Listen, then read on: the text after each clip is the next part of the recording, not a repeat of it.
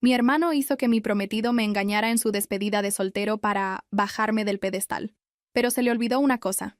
4 días antes de mi boda, estaba sentada en el suelo de mi habitación con un estado de ánimo de esos de estar dentro de una funda de ropa a medio cerrar, mirando el vestido como si fuera a explicarse por sí mismo.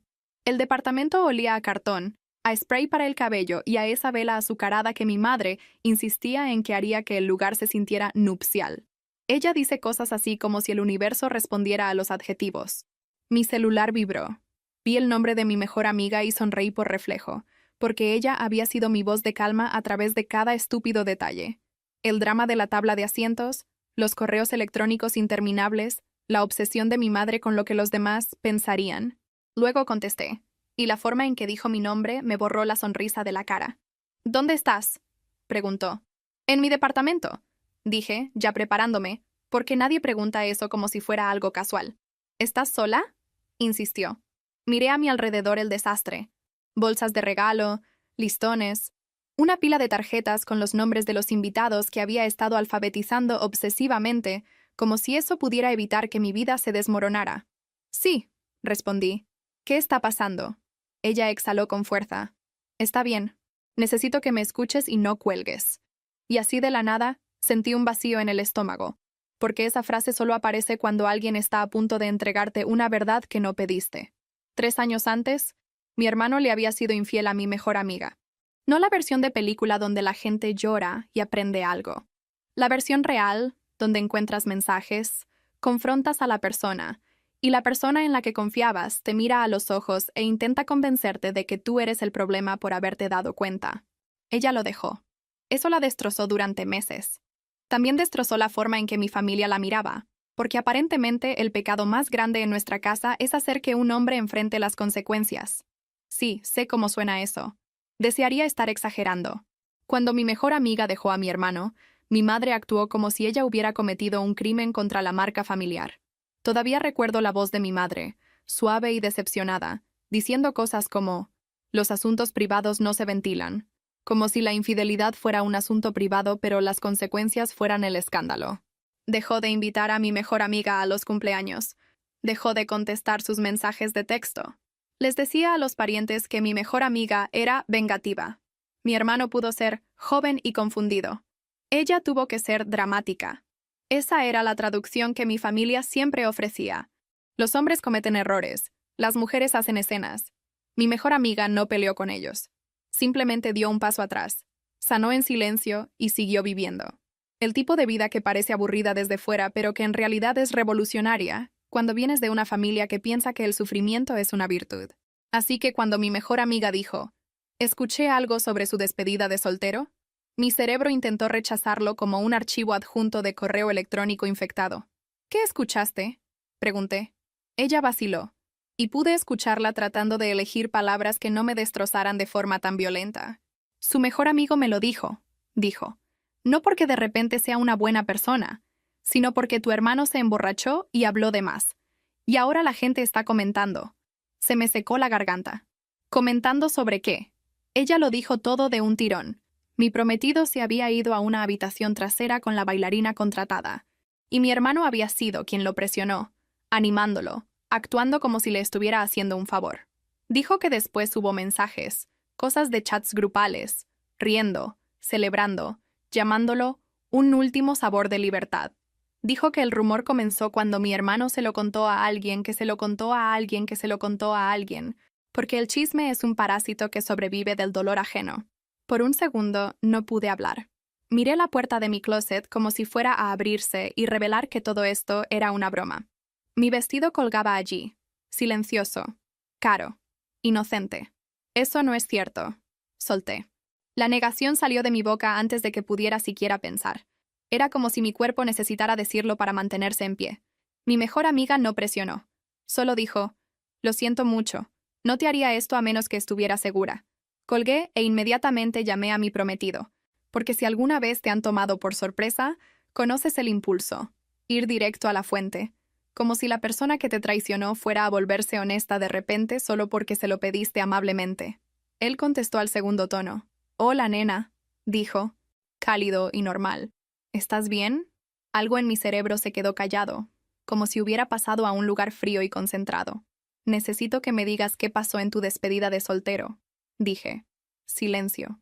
No fue largo, pero lo suficiente. ¿Qué? Se rió, como si yo hubiera dicho algo ridículo. No pasó nada. Solo estuvimos conviviendo. ¿Entraste a una habitación trasera con la bailarina? Pregunté. Él lo negó tan rápido que fue casi impresionante. No, absolutamente no. ¿De dónde viene esto? Tragué saliva. Si le pido a mi hermano su celular, ¿qué voy a encontrar? Y ahí fue cuando se congeló. No podía verlo, pero lo escuché. El pequeño tropiezo en su voz. El repentino torrente de palabras que surge cuando alguien intenta escapar de la verdad. ¿Por qué estás involucrando a tu hermano? Espetó. Esto es entre nosotros. Estás dejando que la gente te meta ideas en la cabeza. Así que algo pasó, dije, y mi voz sonaba extrañamente tranquila, lo cual me asustó más de lo que lo habría hecho gritar. Él exhaló, un suspiro largo y tembloroso. Estaba borracho, dijo. No recuerdo todo, fue una estupidez. No significó nada. La forma en que intentó minimizarlo, como si fuera una bebida derramada, como si no fuera nada, hizo que algo se endureciera en mi pecho. No te estoy preguntando si significó algo, dije. Te estoy preguntando si lo hiciste. Otra pausa. Luego, más suave. No lo sé, dijo. No recuerdo. Pero si algo pasó, no fue así. Solté una carcajada que me sonó mal incluso a mí. El tipo de risa que haces cuando tu cerebro no puede decidir si quiere llorar o lanzar algo. Colgué sin despedirme porque no confiaba en mí misma para seguir hablando. Luego le envié un mensaje a mi hermano. Fui simple porque si escribía un párrafo parecería que estaba suplicando. ¿Mi prometido se acostó con alguien en su despedida de soltero? Mi hermano respondió casi al instante, como si hubiera estado esperando. Recibió atención de alguien que realmente sabe cómo satisfacer a un hombre. Se me enfriaron las manos. Luego otro mensaje. Ahora ya lo entiendes. Después, la perfecta se cayó de su pedestal. Miré mi celular hasta que me ardieron los ojos. No era solo la traición, era la arrogancia, la crueldad. El hecho de que mi hermano sonaba complacido, como si mi dolor fuera un premio que se le debía. Esa noche no dormí. Caminé de un lado a otro. Releí los mensajes. Abrí mi correo electrónico y miré los contratos de los proveedores como si fueran un idioma extranjero. Hice cálculos mentales como si fueran un objeto de consuelo. Depósitos, tarifas, lo que ya había pagado, lo que perdería. Me obligué a beber agua porque tenía la boca tan seca que me dolía. Intenté acostarme y mi cuerpo se negó. Cuando salió el sol, me paré en mi cocina y cancelé el servicio de banquetes con las manos temblorosas. La mujer al otro lado sonaba comprensiva de esa manera profesional en que lo hace la gente que ha dicho, lamento escuchar eso, 1000 veces. Cuando colgué, se me apretó la garganta tanto que tuve que inclinarme sobre el fregadero y respirar. Regresé a mi habitación y miré la funda de la ropa. El vestido se veía ridículo, como un disfraz para una vida que ya no existía. Mi nombre es Brielle. Y desearía poder decirte que manejé la siguiente parte con elegancia. No fue así. Lo manejé como una mujer imperfecta e impulsiva a la que le habían dicho toda su vida que ser la responsable significaba tragárselo todo y sonreír. Ya no estaba sonriendo. Esa misma tarde, llamé a la abogada que me había ayudado a poner los gastos de nuestra boda por escrito, meses antes. No era un acuerdo prenupcial. Ni siquiera llegamos al matrimonio. Esta era la parte poco romántica y práctica. Un desglose firmado de quién pagaba qué y quién reembolsaba qué si las cosas salían mal, porque el salón requería un firmante principal, y yo me negué a permitir que el amor fuera el único plan para mi cuenta bancaria. Mi abogada me había sugerido un desglose escrito simple porque el lugar requería un firmante principal, y yo no quería un desastre financiero si algo se desviaba. Cuando la abogada contestó, su voz era tranquila de esa manera que me hacía querer abrazarla o gritar. Le expliqué lo que pasó, tropezando con las palabras como si mi boca no pudiera seguir el ritmo de mi cerebro. Le dije que la boda era en 4 días, que había empezado a cancelar cosas, que mi prometido lo negaba y minimizaba todo, que mi hermano era abiertamente cruel. Ella no se sorprendió. No ofreció lugares comunes. Dijo, guarda todo por escrito. Deja de tener llamadas telefónicas emocionales. Si él te contacta, responde una vez, brevemente, y luego remítelo conmigo. Haz una lista de cada costo que hayas pagado y cada costo que él acordó cubrir. Se sintió frío. También se sintió como ponerse zapatos después de pisar vidrios. Doloroso, pero necesario. Después de colgar, me senté en mi sofá con un cuaderno y empecé a escribir como si mi vida dependiera de ello. nombres de proveedores, montos de depósitos, políticas de cancelación, fechas. Busqué mensajes viejos y resalté aquellos donde mi prometido decía que cubriría cosas específicas. Descargué contratos y los guardé en una carpeta en mi laptop como si estuviera armando un expediente judicial en lugar de estar de luto. 2 días después, llamé a un primo que había estado en la despedida de soltero. Él no era parte del círculo íntimo de mi hermano. Era el tipo de hombre que llega, come, se ríe educadamente y se va temprano porque tiene que trabajar por la mañana. En otras palabras, el tipo de testigo en el que casi podía confiar. No contestó al principio. Cuando finalmente lo hizo, sonaba cauteloso, como si ya le hubieran advertido. Le dije, no te pido que tomes partido. Te pido que me digas lo que viste. Suspiró. No quería estar involucrado en esto. Dijo, que es exactamente lo que dice la gente justo antes de confirmar lo peor. Me dijo que mi hermano fue la persona más ruidosa de la sala toda la noche, que mi prometido seguía diciendo que no quería hacer nada que arruinara nuestra relación, y mi hermano seguía haciendo bromas de prisión, como el matrimonio era una cadena perpetua, como esta era su última noche de libertad. Mi primo dijo que mi hermano seguía pidiendo bebidas extra, deslizándolas hacia mi prometido como si estuviera alimentando a una máquina. Luego, cuando llegó la bailarina, mi hermano empezó a corear y aplaudir y a empujar a mi prometido hacia adelante, como si quisiera ser el director del momento. ¿Realmente viste que se metieran a una habitación trasera? Pregunté. Mi primo vaciló. Vi que desaparecieron, admitió. Y lo vi regresar sin su camisa de botones puesta. Tu hermano se estaba riendo como si hubiera ganado algo. Después de colgar, mi primo me envió capturas de pantalla del chat grupal. Tuve que sostener mi celular con ambas manos porque mis dedos no dejaban de temblar.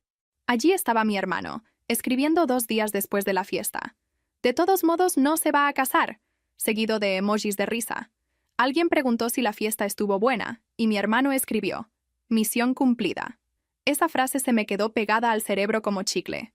No porque fuera inteligente, sino porque era la prueba de que mi hermano quería este daño. Una vez que tuve las capturas de pantalla, el resto se movió rápido. Cancelé a la florista, los alquileres, los pequeños extras que se acumulan tan rápido que no te das cuenta hasta que el saldo del banco parece que recibió un golpe. Cada proveedor tenía el mismo tono educado. Yo decía, hola, necesito cancelar. Y ellos decían, lamento escuchar eso. Y luego pasaban directo a la política de cancelación como si el dolor fuera solo un conflicto de agenda. Se lo dije a mis padres esa noche. Manejé hasta su casa y me senté en la mesa de la cocina, y mi madre me ofreció comida como si los bocadillos pudieran parchar una traición. Solté lo que pasó antes de que ella pudiera preguntar por los centros de mesa. Mi padre se quedó callado de la forma en que lo hace cuando intenta no explotar. Las primeras palabras de mi madre fueron, ¿qué dirá la gente? Y juro que sentí que algo dentro de mí se rompía. Yo soy a la que engañaron, dije. Y mi voz tembló, lo que me hizo sentir expuesta, lo que me puso furiosa. Mi padre hizo una pregunta. ¿Tu hermano hizo esto? Les mostré los mensajes. La mandíbula de mi padre se tensó. Mi madre apretó los labios, retorciendo sus dedos en su anillo como si pudiera encoger la situación. Esa noche mi mejor amiga vino con víveres porque sabía que yo no estaba comiendo. Nos sentamos en mi sofá y ella dijo, no estás loca, no estás exagerando. Lo dijo como si estuviera remendando mi cordura, y me aferré a ello porque la alternativa era hundirme. En los días siguientes, todo se convirtió en un borrón de humillación y logística. Vivo en una ciudad de tamaño medio en los Estados Unidos, el tipo de lugar donde las noticias viajan por chats grupales más rápido de lo que se mueve el tráfico. A la gente le encanta decir que el desamor te hace más fuerte. Lo que realmente te hace es aprender a hacer malabares. Haces malabares con el dolor, la ira, el papeleo y el hecho de que en tu trabajo todavía esperan que te presentes y finjas que no estás caminando con las entrañas raspadas en carne viva. Tengo un trabajo de oficina que no es glamoroso. Programación, hojas de cálculo, responder correos para una empresa que vende cosas aburridas a otras empresas aburridas. Paga mi renta. Me da seguro médico. También viene con compañeros de trabajo que pueden oler el drama como si fuera humo. Para el día 3, mi gerente preguntó, ¿todo bien? En ese tono cuidadoso que usa la gente cuando quiere detalles, pero también quiere sentirse buena persona. Estoy bien, mentí, porque eso es lo que hago. En mi hora de comida, me sentaba en mi carro y miraba mi celular hasta que se me cruzaban los ojos. Mi prometido me mandaba mensajes como si nada hubiera pasado. ¿Podemos hablar? Por favor. Te amo. Luego, cuando yo no respondía lo suficientemente rápido, el tono cambiaba. ¿Por qué haces esto? Estás exagerando todo. Estás dejando que tu amiga te envenene. Clásico. Mientras tanto, mi hermano le mandaba mensajes a mi madre sin parar, tratando de adelantarse a la historia. Solo lo sé porque mi madre seguía leyéndome fragmentos como si estuviera ofreciendo evidencia de su estado emocional, como si eso importara más que lo que él había hecho. Dice que no lo dijo con esa intención. Dice que lo estás haciendo quedar mal. Dice que siempre has sido juiciosa. Le dije, él solo se hizo quedar mal. Y ella se estremeció como si yo hubiera dicho una grosería en la mesa. Una semana después de la llamada de mi mejor amiga, le pedí al padre de mi prometido que nos viéramos en una cafetería cerca de mi departamento. No porque quisiera su permiso para cancelar una boda. Esa idea me habría dado escalofríos, sino porque quería que alguien en la familia de mi prometido entendiera que esto no era solo un malentendido que él pudiera arreglar con flores. Su padre siempre había sido el práctico, tranquilo, sin dramas. El tipo de hombre que arreglaba los problemas en silencio, como si fueran grifos que gotean. También le dije a mi hermano que me viera allí.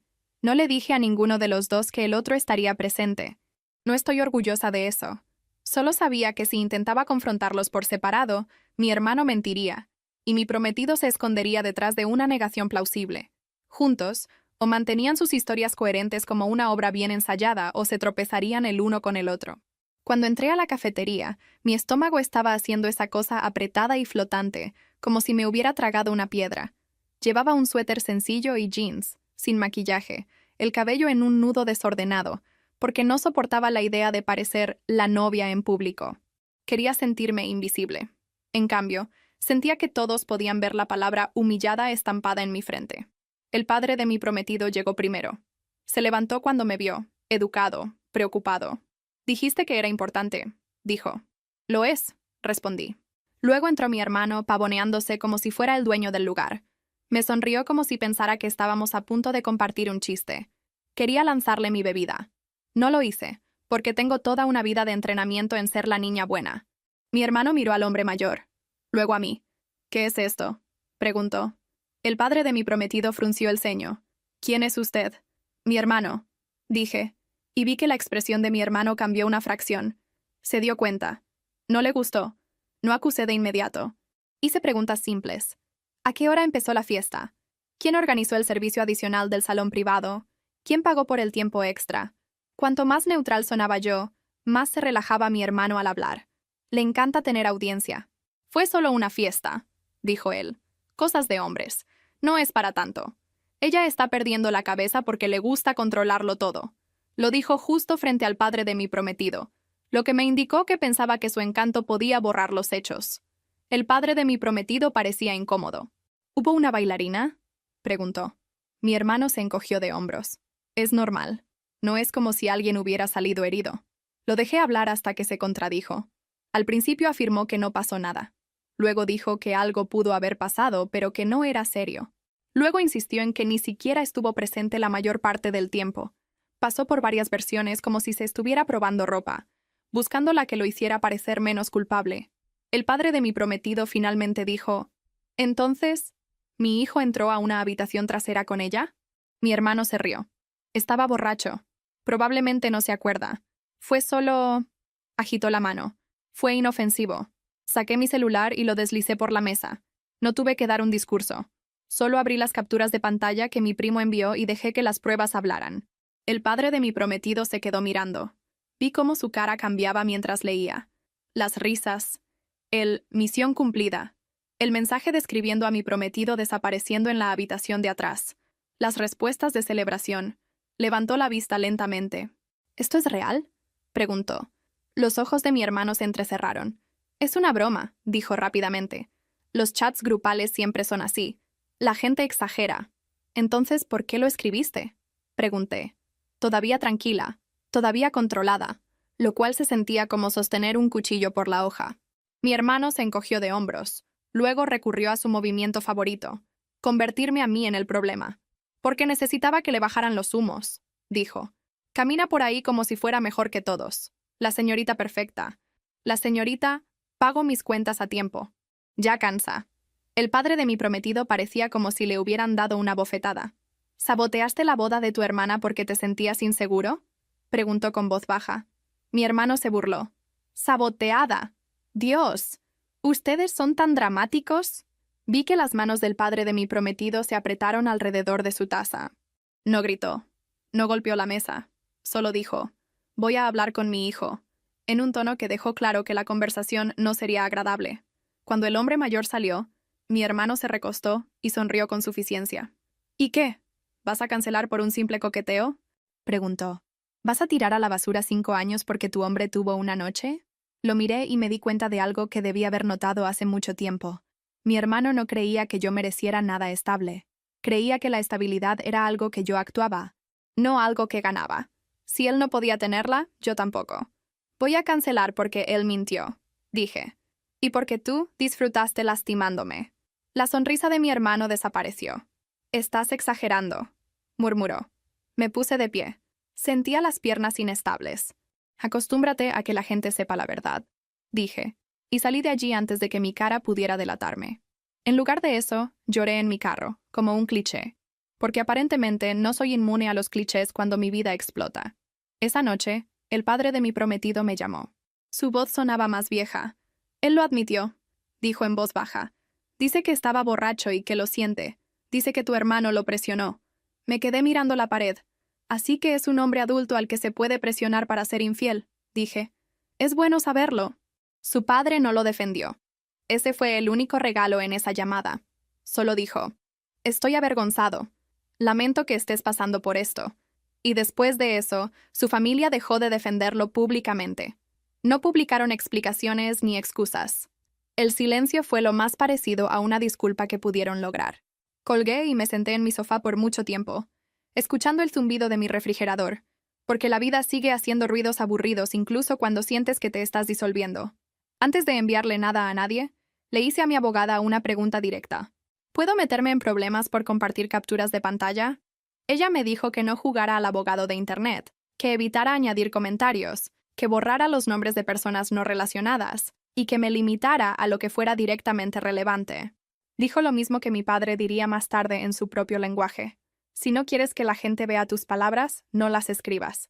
A la mañana siguiente, hice algo que nunca pensé que haría. Envié la evidencia a los 2 chats grupales más grandes conectados a mi vida, uno para mi familia extendida y otro para el cortejo nupcial, sin un solo comentario. Recorté los nombres de cualquiera que no estuviera directamente involucrado. Tapé las fotos de perfil. No añadí acusaciones ni una historia. Solo las marcas de tiempo y sus palabras, porque los hechos no necesitan un narrador. Luego silencié ambos chats y me alejé de mi celular como si quemara. Parte de mí quería estar por encima de eso. Parte de mí quería mantenerlo en privado, manejarlo con dignidad, porque eso es lo que mi madre preferiría. Sufrimiento silencioso, sin desorden, sin consecuencias públicas. Pero otra parte de mí, esta parte nueva que estaba harta de ser el colchón emocional de todos, sabía exactamente lo que pasaría si me quedaba callada. Mi hermano se presentaría como la víctima. Mi prometido lo reescribiría como un malentendido. Y yo sería la novia inestable que no aguantó una broma. No iba a dejar que se adelantaran a la verdad. No esta vez. En pocas horas, el chat del cortejo se convirtió en un caos. La gente hacía preguntas. La gente publicaba sus propios recuerdos de mi hermano actuando de forma imprudente. Un par de amigos intentaron jugar a ser mediadores, como hace la gente cuando quiere sentirse madura pero no quiere tomar una postura real. Mi mejor amiga me escribió por separado. «Hiciste lo correcto». Mi primo me envió un simple «aquí estoy», que se sintió mejor que cualquier discurso. El chat familiar fue peor. Mi madre me llamó llorando. «¿Por qué ventilaste esto?», gimió. «¿Quieres que todos lo odien?». Tuve que reprimir el impulso de decir «sí». En su lugar dije «quiero que todos sepan lo que hizo». Ella lloró más fuerte. «Es tu hermano». Miré al techo e intenté respirar. «Y yo era su hermana», respondí. Aparentemente eso no le importó a él. Mi hermano, como era de esperarse, lanzó un contraataque en una red social en menos de mediodía. Publicó un discurso largo y dramático sobre cómo yo estaba perdiendo el control y creando una narrativa, porque tenía miedo al compromiso. Dijo que yo siempre había sido controladora. Dijo que estaba usando una fiesta inofensiva como excusa para huir. Mi prometido también publicó algo. No una disculpa, no una explicación, sino una acusación. Insinuó que yo estaba paranoica. Insinuó que mi mejor amiga me manipuló porque todavía no superaba a mi hermano. Escribió una frase sobre cómo él solo platicó con alguien y yo lo convertí en un escándalo. La gente respondió debajo de su publicación con las capturas de pantalla. Ver a extraños verificar públicamente los hechos del hombre con el que pensé que me casaría fue irreal.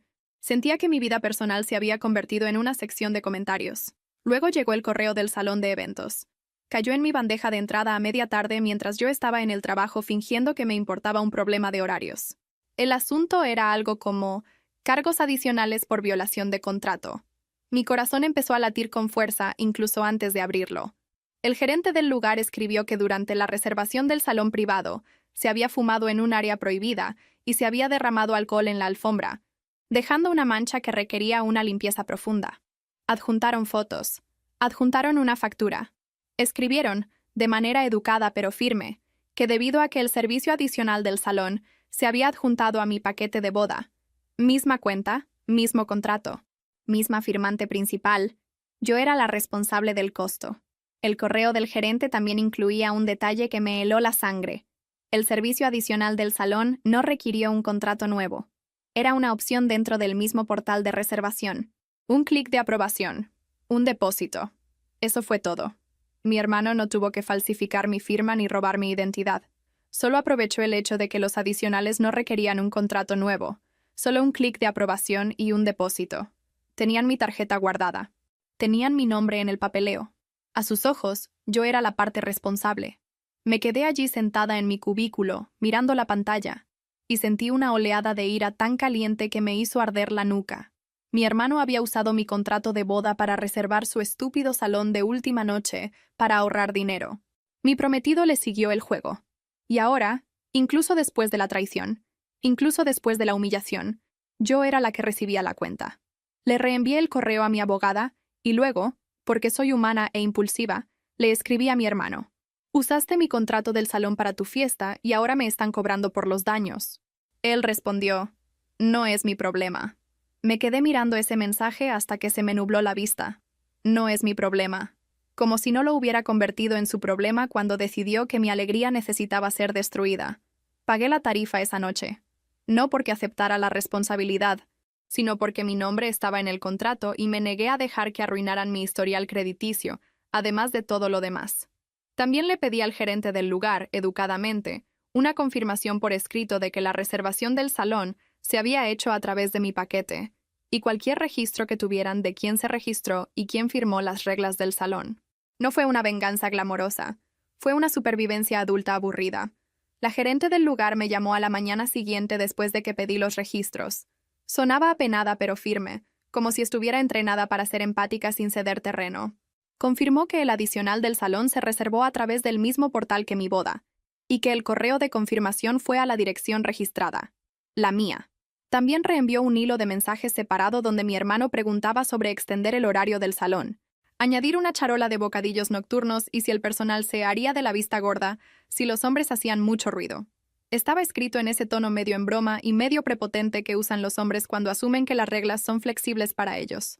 No pudo darme los detalles de la tarjeta de crédito de quien físicamente hizo clic en el adicional porque los lugares no entregan información de pago solo porque estés furiosa.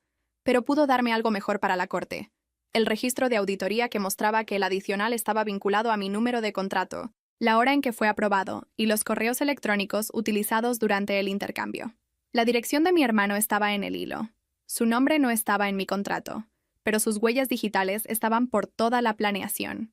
También me dijo que no tenían imágenes de seguridad dentro del salón porque se comercializaba como privado y daban prioridad a la privacidad del cliente. Eso me molestó por unos 5 segundos, hasta que me di cuenta de que no importaba. No estaba tratando de probar cada detalle sucio de la noche. Estaba tratando de probar la responsabilidad de los cargos. En la corte, las pruebas aburridas vencen a los rumores dramáticos. Le di las gracias, colgué y guardé cada archivo adjunto 2 veces. Porque aparentemente la traición te convierte en una archivista aficionada.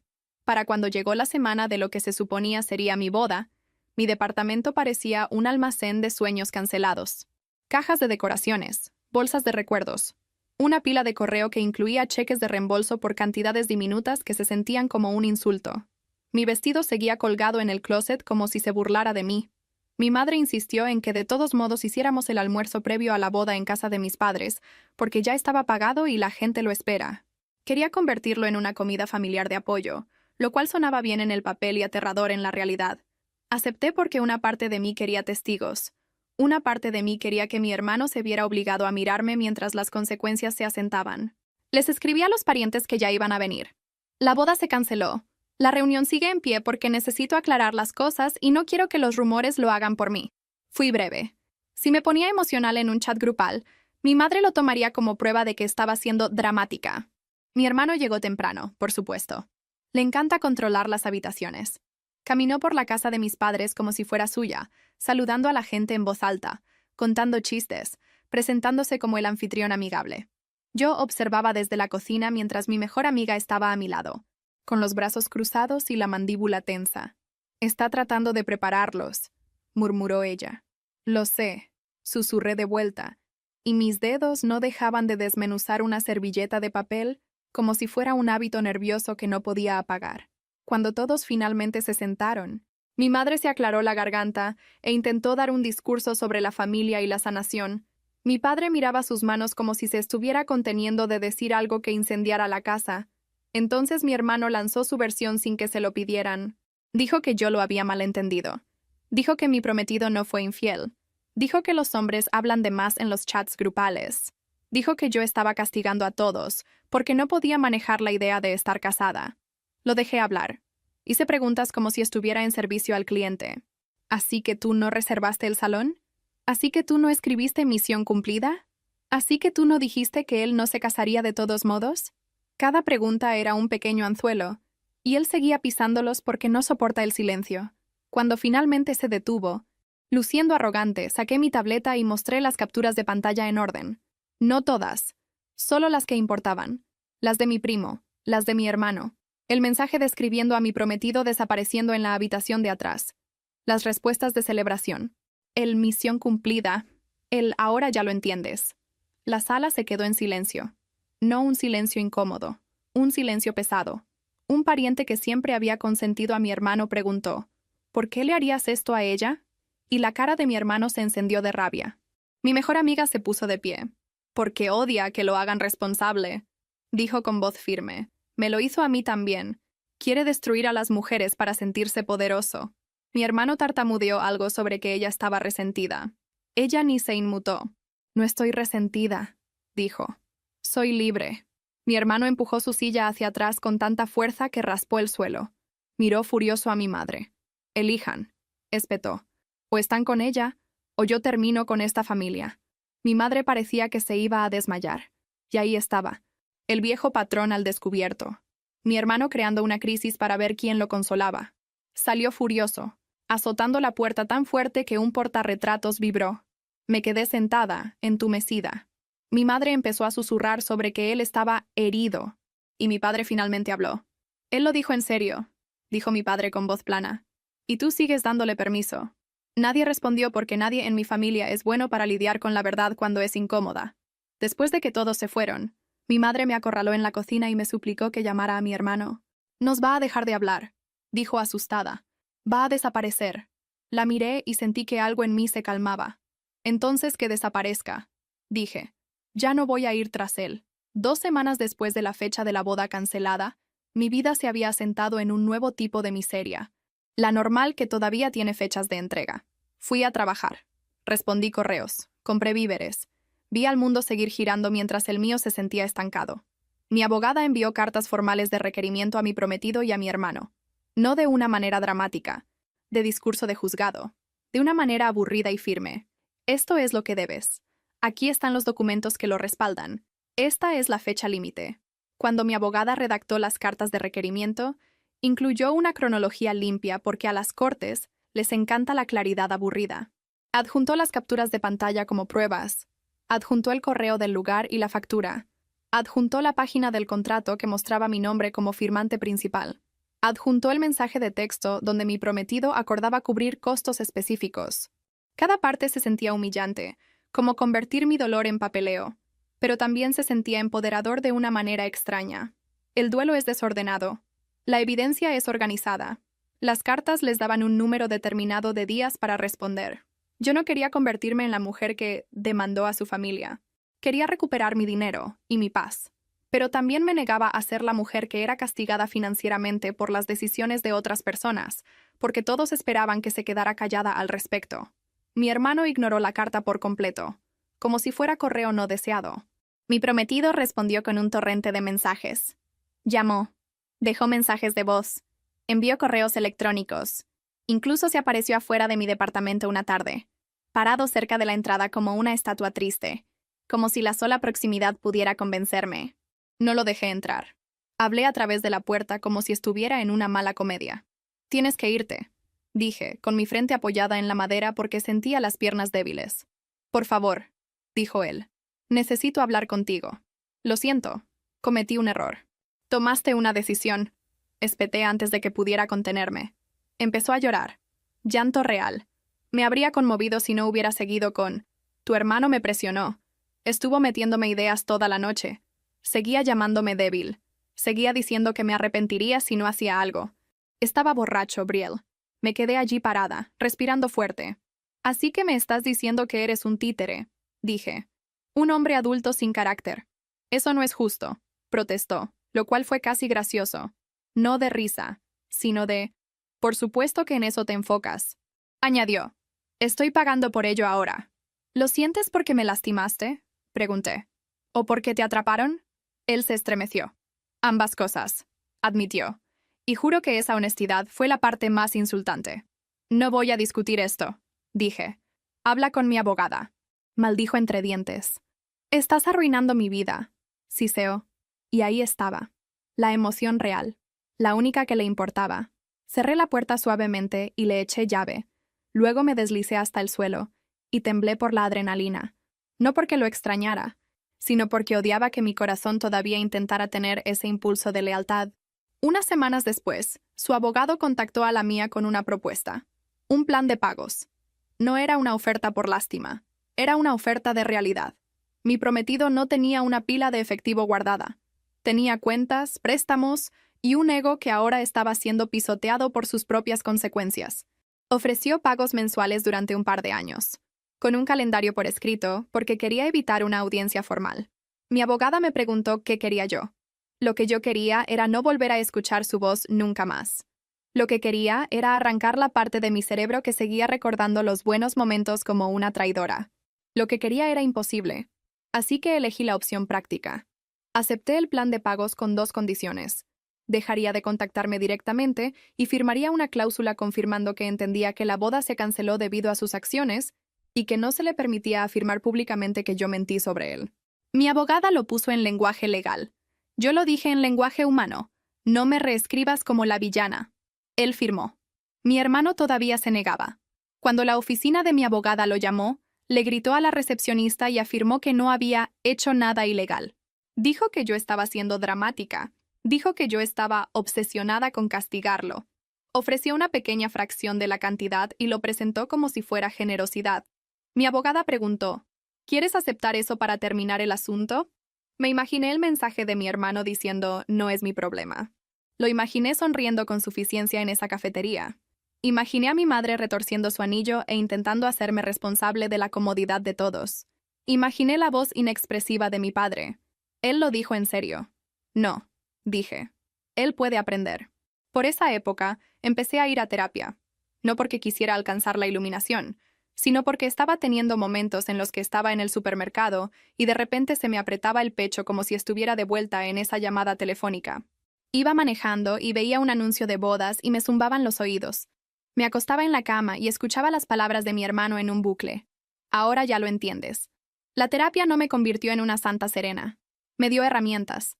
Mi terapeuta me hizo practicar decir no en voz alta frente a un espejo porque mi voz solía traicionarme. Subía al final como una pregunta. Se suavizaba como una disculpa. Me hizo escribir las reglas con las que había crecido, las invisibles. No avergüences a la familia. No molestes a tu hermano. No hagas llorar a tu madre. No ocupes demasiado espacio. Luego me hizo escribir contrarreglas como si estuviera reescribiendo un contrato conmigo misma.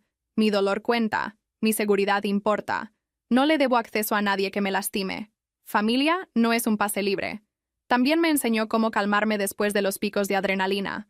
Aprendí a nombrar 5 cosas que podía ver, 4 cosas que podía tocar, 3 cosas que podía oír, 2 cosas que podía oler y una cosa que podía saborear. Sonaba cursi hasta que evitó que me temblaran las manos en el pasillo de una tienda. Aprendí a dejar de discutir con personas que estaban comprometidas a malinterpretarme. Aprendí que repetir el mismo límite con el mismo tono tranquilo no es ser fría, es ser consistente. Poco a poco, reconstruí rutinas que no se basaban en gestionar las emociones de los demás. Empecé a caminar después del trabajo con un podcast en mis oídos. No porque estuviera buscando una sanación, sino porque el movimiento le recordaba a mi cuerpo que me pertenecía. Dejé de revisar mi celular a primera hora de la mañana. Dejé de leer las publicaciones de mi hermano cuando la gente me las enviaba. Organicé mi vida como solía organizar las tablas de asientos, con cuidado, a propósito, sin pedir disculpas por las sillas vacías. Incluso cambié cosas pequeñas. Un nuevo supermercado, un lugar diferente para el café, una ruta nueva al trabajo, porque a veces no necesitas una transformación dramática, solo necesitas menos recordatorios. Mi terapeuta no me dijo que lo superara. Me preguntó por qué la crueldad de mi hermano me afectaba tanto, y dije sin pensar, porque me ha estado castigando toda mi vida por ser la estable. La terapeuta levantó una ceja. ¿Castigándote cómo? Y de repente tuve 1.000.000 de pequeños recuerdos. Mi hermano burlándose de mí por estudiar, llamándome aburrida, rompiendo mis cosas por accidente, burlándose de mis amigos, diciéndome que nadie me querría si seguía actuando como si fuera mejor que todos. Siempre lo había ignorado porque no quería ser la hermana sensible que no aguanta una broma. Ahora veo que la broma era que yo le creía. Una tarde, mi madre llamó y me pidió que lo reconsiderara, no porque pensara que yo estaba equivocada, sino porque tenía pánico de que mi hermano la dejara de hablar y ella no pudiera ser la madre que mantiene unida a la familia. «Es tu hermano», susurró. «Soy tu hija», respondí. Y mi voz era tan tranquila que incluso me sorprendió a mí. «¿Por qué es a él a quien tienes miedo de perder?» No respondió. Solo lloró. Y colgué, porque estaba cansada de ser la persona que se quedaba en la línea para calmar a todos los demás mientras mi propio corazón se quedaba ahí sangrando. Un mes después de la fecha de la boda que nunca ocurrió, mi prometido pidió, a través de mi abogada, una breve conversación en persona. Cierre, lo llamó él. Yo lo llamé autolesión emocional. Pero mi terapeuta dijo algo que se me quedó grabado. Evitar una conversación porque tienes miedo no es lo mismo que poner un límite. Un límite es una elección. La evitación es una herida controlándote. Así que acepté reunirme con él en el estacionamiento de mi edificio de departamentos, al final de la tarde mientras aún había luz, en un lugar cerca de la entrada donde otras personas entraban y salían. No llevé a ninguna amiga porque no quería que se convirtiera en un espectáculo. Tampoco confiaba en mí misma para no usar a mi mejor amiga como escudo. Quería ver si podía estar allí sola. Él apareció con el cabello desordenado y una cara que parecía que no había dormido bien. Por un segundo, mi cuerpo hizo esa estupidez familiar.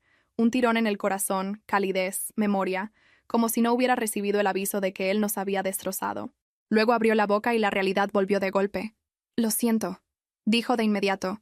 «Sé que no me debes nada, pero yo necesitaba que lo escucharas de mí». Crucé los brazos. «Ya lo escuché», dije. «En mensajes, en notas de voz, en tu publicación donde insinuaste que estaba perdiendo la cabeza». Su cara se tensó. «Tenía pánico», murmuró. «Me sentí atacado». Me reí suavemente. «Te sentiste atacado. Eso es increíble». Se pasó una mano por el cabello. «Tu hermano estuvo hablándome al oído toda la noche». Empezó de nuevo, como si fuera una oración que pudiera repetir hasta que se convirtiera en absolución. No dejaba de llamarme débil. No dejaba de decir que el matrimonio me arruinaría. Dijo que eventualmente me dejarías de todos modos porque eres demasiado para mí. Se me apretó el pecho. «¿Le creíste?», pregunté. Vaciló. Y esa vacilación me dijo más que cualquier discurso. «Estaba borracho», dijo finalmente. «Estaba inseguro. Quería sentirme deseado». «Eras deseado», espeté. «Me iba a casar contigo». Hizo una mueca. «Lo sé». Nos quedamos allí en silencio mientras alguien pasaba cargando víveres, mirándonos como si fuéramos una pareja normal teniendo una discusión normal, lo cual se sintió irreal. Dije, «¿Estás aquí para disculparte o estás aquí para negociar?» Tragó saliva. «Ambas cosas», admitió. «Vas a pagar», dijo rápidamente. «Estoy cumpliendo el plan. Estoy vendiendo cosas. Estoy recortando gastos. Estoy tratando de arreglarlo». «No puedes arreglarlo», dije. «Puedes pagar lo que debes». «Eso no es arreglar. Eso es simplemente no robar». Sus ojos brillaron. Estás actuando como si fuera un monstruo, protestó. No, dije con voz firme.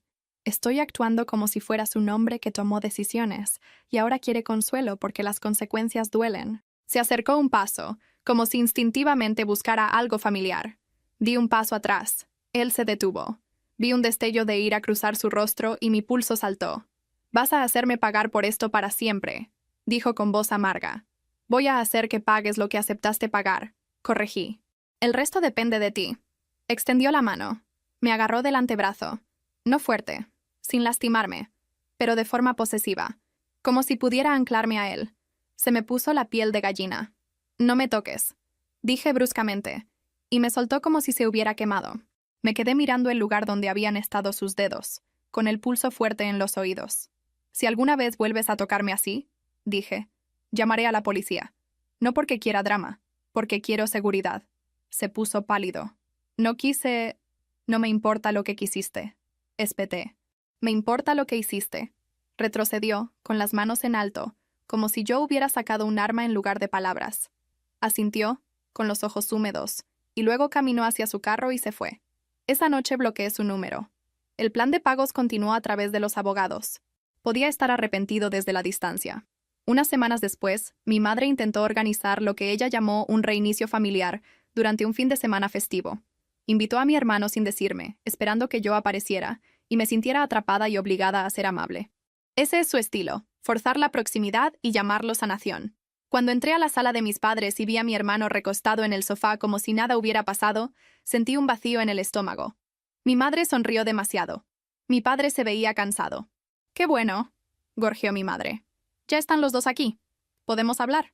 Mi hermano sonrió con suficiencia. «Miren quién apareció finalmente», dijo. Dejé mis llaves lentamente.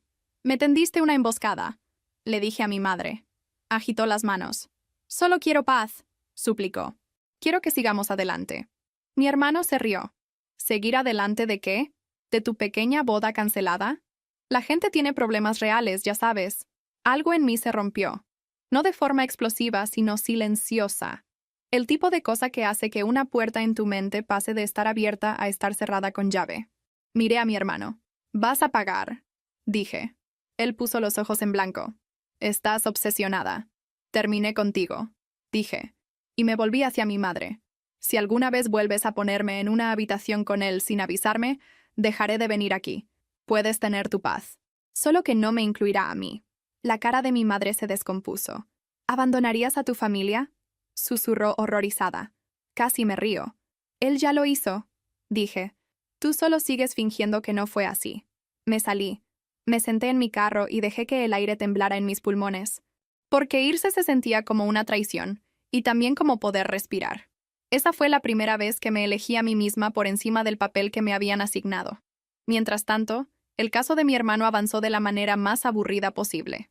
Papeleo. Fechas límite. Una audiencia civil programada para meses después en el juzgado de reclamos menores. También tuve que aceptar una pequeña y humillante verdad. No estaba demandando porque amara el conflicto. Estaba demandando porque mi hermano había aprendido que si creaba suficiente ruido, todos correrían a calmarlo y me pedirían a mí que cediera. El papeleo era el único lenguaje que él no podía interrumpir. Por esa época, mi mejor amiga vino con comida para llevar y se sentó en mi sofá como si fuera su casa. Me vio jugar con la comida y finalmente dijo, «Tienes permiso para estar harta». «Me siento como un monstruo», admití. «No eres un monstruo», dijo ella. «Simplemente ya no estás disponible para sus tonterías». Nos quedamos sentadas un rato, y luego añadió, «Sabes que hizo esto porque quería que sintieras lo que yo sentí». Parpadeé. «¿Qué?». Ella asintió. Cuando lo dejé, me culpó por su vergüenza. No lo procesó, lo guardó. Luego vio tu boda y pensó, «Finalmente, es su turno». Me miré las manos. El mensaje de mi hermano diciendo, «Ahora ya lo entiendes», de repente tuvo un sentido perverso. No solo quería bajarme de un pedestal, quería que yo entendiera el dolor de la forma en que él lo entendía, excepto que él no lo entendía como el dolor que él causaba. Lo entendía como algo que le hacían a él. Esperar la audiencia fue su propio tipo de tortura, del tipo desinfectado y burocrático. Hubo cuotas de presentación, avisos de programación, fechas reprogramadas porque el abogado de alguien tenía un conflicto, y largos periodos donde no pasaba absolutamente nada. La gente asume que las acciones legales son dramáticas. La mayor parte es solo paciencia e impresiones. Mi hermano intentó usar esa espera como arma. Les decía a los parientes: «Ven, no pasa nada. Está fanfarroneando». Quería que el proceso me agotara hasta el silencio. No lo logró. La audiencia ocurrió a finales de la primavera, meses después de la boda cancelada. En una mañana de día laboral que empezó conmigo mirando mi closet, como si fuera a elegir un atuendo por mí. Elegí algo sencillo y cómodo porque me negué a parecer que me había vestido para una actuación. Mi abogada se reunió conmigo afuera del edificio, tranquila como siempre, sosteniendo una carpeta gruesa con la evidencia que yo había recolectado. Adentro, el pasillo olía a café rancio y ansiedad. La gente estaba sentada en las bancas apretando sus papeles. Nadie se veía heroico. Todos se veían cansados. Fue extrañamente reconfortante. Mi hermano llegó tarde, con una sonrisa forzada, actuando como si asistiera a una cita casual. Intentó guiñarme un ojo. No respondí. Se inclinó hacia mi madre, que había insistido en venir, y le susurró algo que la hizo estremecerse. Mi padre se sentó al otro lado de mí, silencioso, firme. Cuando nos llamaron, nos sentamos en mesas separadas. Mi hermano trajo a su propio abogado, un hombre que parecía que preferiría estar en cualquier otro lugar. Mi hermano no dejaba de golpear el suelo con el pie, inquieto, como un niño esperando el recreo. El juzgado de reclamos menores no es una película. No hay jurado. No hay teatro. Solo recibos, correos electrónicos y quién estaba legalmente vinculado a los cargos. La jueza era práctica, no dramática. Pidió la cronología básica. Mi abogada la expuso de forma simple. El servicio adicional del salón vinculado a mi paquete de boda. El correo confirmando que mi hermano lo organizó. La factura del lugar por los daños. Las capturas de pantalla demostrando que el chat grupal describía lo que pasó. Los costos documentados que pagué porque mi nombre estaba en el contrato. El abogado de mi hermano intentó presentarlo como si yo estuviera exagerando. Dijo que el chat grupal era una broma. Dijo que mi hermano no derramó nada físicamente. Sugirió que el gerente del lugar podría estar exagerando. La jueza le hizo a mi hermano una pregunta directa. ¿Usted organizó la reservación del salón? Mi hermano se encogió de hombros. Ayudé, dijo, pero era para el novio. Entonces usted sí la organizó, aclaró la jueza. Mi hermano puso los ojos en blanco. Claro, dijo, como si estuviera aceptando un detalle tonto. La jueza no pareció impresionada. Preguntó por el correo electrónico. Mi hermano intentó afirmar que solo se había puesto en copia. Mi abogada entregó la cadena impresa donde mi hermano confirmaba detalles como si fuera el organizador. La jueza la leyó, lentamente, y luego la dejó sobre la mesa. Mi hermano empezó a hablar, demasiado y muy rápido. Dijo que yo lo estaba castigando. Dijo que yo siempre lo había odiado. Dijo que estaba usando esto como excusa para hundirlo porque pensaba que yo era mejor que él. Dijo, siempre ha sido la señorita perfecta, como si eso fuera prueba de algo. La jueza levantó una mano. Esto no se trata de su dinámica de hermanos, dijo. Se trata de la responsabilidad de los gastos vinculados a un contrato. La cara de mi hermano se puso roja. Murmuró, no es justo, entre dientes. Y en ese momento, lo vi exactamente como era. Un hombre adulto que pensaba que la justicia significaba ser protegido de las consecuencias. La jueza tomó una decisión ese día. No me concedieron cada uno de los puntos de mi lista. Algunas cosas se redujeron. Otras se consideraron demasiado indirectas. Pero las piezas centrales estaban claras. Los daños al salón vinculados a la reservación del salón, los costos documentados relacionados con su papel como organizador, parte de los gastos legales. Se le ordenó a mi hermano pagar. Afuera de la sala, mi hermano se volvió hacia mí con la cara roja. Me arruinaste, escupió. Lo miré fijamente. Mis manos temblaban, pero mi voz era firme. Tú hiciste esto, dije. Pudiste haber pagado hace meses y terminar con esto. Tú elegiste esto. Se rió amargamente. Ahora eres tan fría, se burló. No, dije. Soy cálida con la gente que no me lastima. Mi madre se puso entre nosotros, desesperada. Por favor, nos suplicó a ambos como si pudiera arreglar esto por pura voluntad. Mi padre puso una mano en su hombro y dijo en voz baja. Se acabó. En el camino de regreso, mi madre miraba por la ventana y no dejaba de limpiarse las mejillas. No por mí, no por lo que perdí, sino por el hecho de que su fantasía de una familia unida y pacífica se estaba desmoronando. Sentí alivio y duelo al mismo tiempo. Esa mezcla se volvió familiar. Mi hermano pagó por partes. Tuvo que vender su vehículo. Tuvo que pedir prestado. Tuvo que renunciar a lo que sea que usara para distraerse. Se quejó con cualquiera que lo escuchara. La mayoría de la gente no lo escuchó. Los parientes que alguna vez lo defendieron se volvieron más silenciosos. Mi madre intentó convertir sus pagos en una tragedia.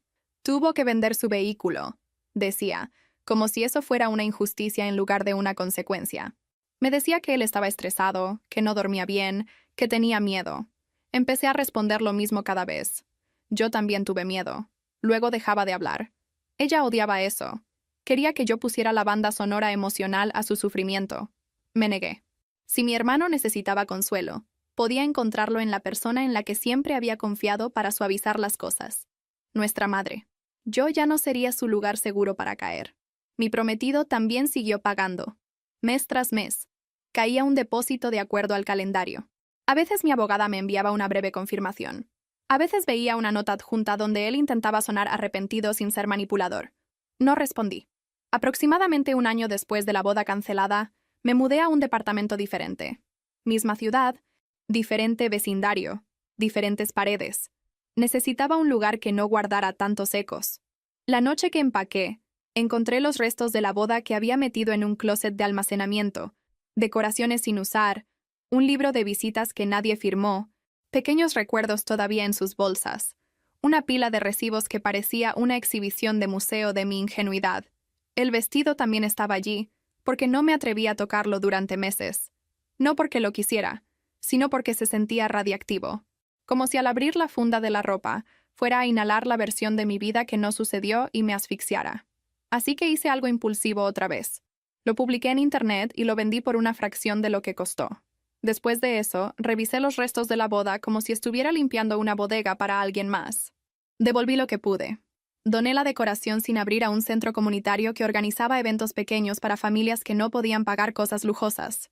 Le entregué a mi madre el libro de visitas y le dije que podía quedárselo si necesitaba un recuerdo de sus propias expectativas. Lo miró como si el libro la hubiera insultado personalmente. No me sentí cruel. Me sentí liberada. El día que una extraña vino a recoger el vestido, no lloré. Me sentí vacía. Ella lo sostuvo y sonrió y dijo, «Es hermoso». Asentí y dije, «Lo es», porque lo era, y porque ya no importaba. Cuando se fue con él, me paré en mi puerta y dejé que el silencio se asentara. Luego regresé adentro y limpié, porque aparentemente mi mecanismo de defensa es ordenar cuando no puedo controlar nada más. La relación con mi madre cambió. Dejó de intentar forzar la reconciliación después de que me salí de la emboscada festiva. O, más exactamente, aprendió que yo realmente me iría. Todavía hacía pequeños comentarios. «Sigue siendo tu hermano. Las familias perdonan. El tiempo lo cura todo», como si estuviera leyendo un guión. Dejé de discutir. Solo decía, «No voy a hablar de él», y cambiaba de tema. Al principio eso la volvía loca. Luego se volvió normal. Mi padre, a su manera callada, empezó a llamarme más. No para hablar de sentimientos. Me preguntaba si mi carro funcionaba bien, si me trataban bien en el trabajo, si necesitaba ayuda para mover muebles. Era su versión del amor. Aprendí a aceptarlo sin desear que dijera más. Mi hermano intentó, una vez, contactarme directamente después de haber pagado la mayor parte de lo que debía. Envió un mensaje que decía, «¿Podemos hablar como adultos?», lo cual me hizo reír a carcajadas porque la audacia era casi impresionante. No respondí. Una semana después envió otro. «Obtuviste lo que querías. ¿Estás feliz?». Me quedé mirando el mensaje por mucho tiempo. Luego escribí, «Yo quería un hermano que me amara», y lo borré, porque entregarle mi dolor honesto se sentía como darle un arma. Así que escribí, «No vuelvas a contactarme». No lo hizo. No porque respetara mi límite, sino porque odia que lo ignoren. El último pago de mi prometido llegó unos 2 años después de la boda que nunca ocurrió. Mi abogada me envió una confirmación por correo electrónico. «Pago final recibido», escribió. Eso fue todo. Sin fuegos artificiales. Solo una línea de texto y un archivo adjunto que terminó. Esa noche, mi celular vibró con un número desconocido. La curiosidad me ganó. Contesté y escuché la voz de mi prometido. «Brielle», dijo suavemente, como si mi nombre todavía le perteneciera. Se me erizó la piel. «¿Por qué llamas?», pregunté. Yo solo... «Quería decir que ya pagué todo», dijo. «Y quería que supieras que lo siento. Todavía. No espero nada de ti. Solo... Se quedó callado, esperando a que yo llenara el silencio como solía hacerlo. Espero que hayas aprendido algo, dije. No vuelvas a llamarme. Exhaló como si le hubieran dado un golpe. Está bien, susurró. Está bien. Colgué. Bloqueé el número, y me quedé allí sentada 1 minuto con el corazón latiéndome fuerte. No porque lo extrañara, sino porque me sentí orgullosa, porque acababa de hacer algo que habría sido imposible para la versión de mí que pensaba que el amor significaba acceso infinito. Un par de meses después, me invitaron a una carne asada en el patio de una prima. Nada elegante. Platos de papel, niños corriendo, alguien quemando las hamburguesas y actuando orgulloso por ello. Casi no voy. Los eventos sociales me ponían tensa porque nunca sabía si mi hermano estaría allí como una sombra no invitada. Pero fui de todos modos porque reconstruir una vida ocurre a través de pequeñas y aburridas elecciones. Al principio todo estuvo bien. Me reí de un chiste. Hablé del trabajo. Fingí que era normal. Luego, al otro lado del patio, vi a mi hermano entrar con una caja de bebidas como si fuera el héroe trayendo suministros. Mi estómago dio un vuelco. Se me apretó la garganta. Me vio y sonrió con suficiencia, como si hubiera estado esperando a ver si yo salía corriendo. En cambio, hice algo diferente. No me fui. No lo confronté. Simplemente me volví hacia mi prima y le pregunté si había hielo extra. Me quedé junto a la hielera con las mujeres que hablaban de los costos de las guarderías, de los aumentos de la renta y de cómo a todas nos duele la espalda ahora. Cosas normales, cosas reales. Las cosas con las que mi hermano no puede competir porque no giran en torno a él. Se acercó unos minutos después, intentando deslizarse en el círculo con ese encanto falso. Abrió la boca para hacer un chiste, algo sobre que yo era apretada, y mi prima lo interrumpió, tajante. «Aquí no», dijo ella. Mi hermano parpadeó. «¿Qué?» Ella no se ablandó. «Aquí no», repitió. «Si quieres que te inviten, compórtate». Vi la cara de mi hermano cambiar en tiempo real. Sorpresa, ira, humillación. Buscó apoyo a su alrededor. Nadie intervino. Un par de personas evitaron su mirada. Alguien siguió hablando de las compras del supermercado como si nada hubiera pasado. Intentó reírse para restarle importancia. «Vaya», dijo. «¿Así que ahora vigilamos los chistes?» Mi prima se encogió de hombros. «Te vigilamos a ti», dijo con naturalidad, como si fuera obvio. Mi hermano se quedó allí parado un segundo, atrapado en el silencio. Luego se alejó del círculo con los hombros rígidos. Esta vez no azotó ninguna puerta. No amenazó con desaparecer. Simplemente se fue del círculo porque la atención ya no era suya. No me sentí triunfante. Me sentí algo mejor. Segura. Más tarde, cuando el sol empezó a ocultarse y los niños ya estaban más tranquilos, me senté en una silla plegable con un plato de papel equilibrado en mis rodillas y me di cuenta de que ya no estaba a la defensiva. No estaba escaneando el patio buscando amenazas. No estaba esperando a que mi hermano dijera algo que requiriera que yo defendiera mi existencia. Simplemente estaba allí, rodeada de gente hablando de problemas ordinarios y alegrías ordinarias.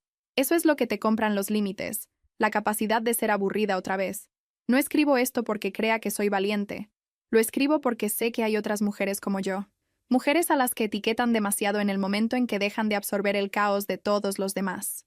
Si tú eres esa mujer, esto es lo que aprendí por las malas. Los límites no son crueldad. Los límites son el precio de que se te permita quedarte en tu propia vida. Todavía tengo días malos. Todavía me alteran los anuncios de bodas, los chats grupales y la frase «sé la persona más madura». Todavía a veces extraño la versión de fantasía de mi hermano, la que me habría defendido en lugar de sabotearme. Pero no extraño la versión de mí que pensaba que tenía que ganarse el amor siendo conveniente. Esa versión de mí ya no existe. Y honestamente, misión cumplida.